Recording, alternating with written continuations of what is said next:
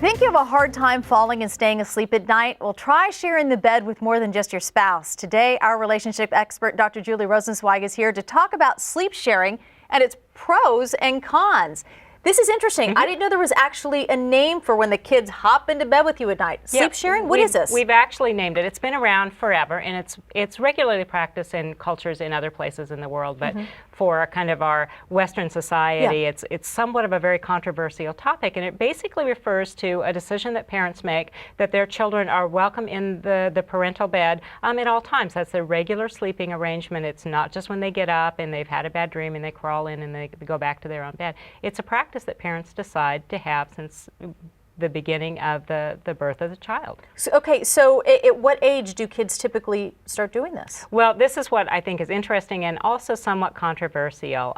When you look at parents that are very ardent proponents of this in practice, that they'll say there's no upper limit. We started at birth, and whenever the child is ready for his or her bed, that's when it happens, but we don't force them. And they'll talk about even kind of pre-adolescence being in the family bed. But generally speaking, parents will start it when children are home from, the hospital, home birth, whatever, and they're breastfeeding. It's easier, and typically until about age 3 or 4, those kind of toddler years. Okay, so are there actual benefits to sleep sharing?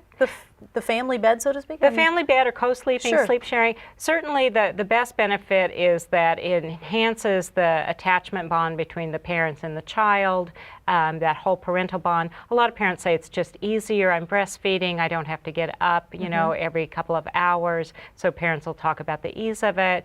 A lot of parents also talk about the fact that the whole family gets more sleep that way because you're not up and down and getting disrupted for sleep. So parents really support this, and it's not unusual that it's not just the infant or the toddler that's in bed, but all children in the family are welcome to share the family bed. There've got to be concerns about this, though. Absolutely. And this is, you mentioned it's controversial. Talk about some of the concerns. It is. There's a couple of big concerns. One certainly is that it's not recommended by the American Association of Pediatrics because of the increased incidence of suffocation and SIDS. So that's a big concern. So you always want to check with your pediatrician. Second to that, though, and probably the most obvious one is how as parents do you stay connected in certainly your intimate relationship, both emotionally and physically. And also, when you do get ready to transition that child back to their own bed or to their own bed for the first time, it's really hard once those sleep patterns have been established. So there are pros and cons to making this decision. So if you're not going to make that decision early on, you're going to deal with the junk later when you try to get your child out of bed. How do you decide if it's right for your family?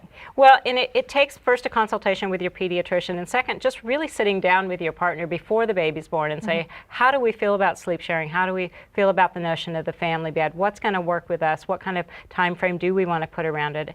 And make a rough plan, but be very flexible because you don't know what your child's sleep needs are. You don't know what your needs are going to be when you have a child in the house.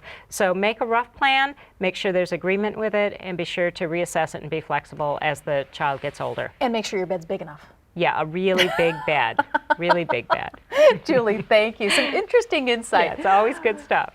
This has been Better.tv. For more stories like the one you just saw, catch the weekday television program Better, your source for styles, trends, relationships, beauty, fitness, and other stories that will help make your day better. Check local TV listings to see if Better airs in your city. Thanks for watching.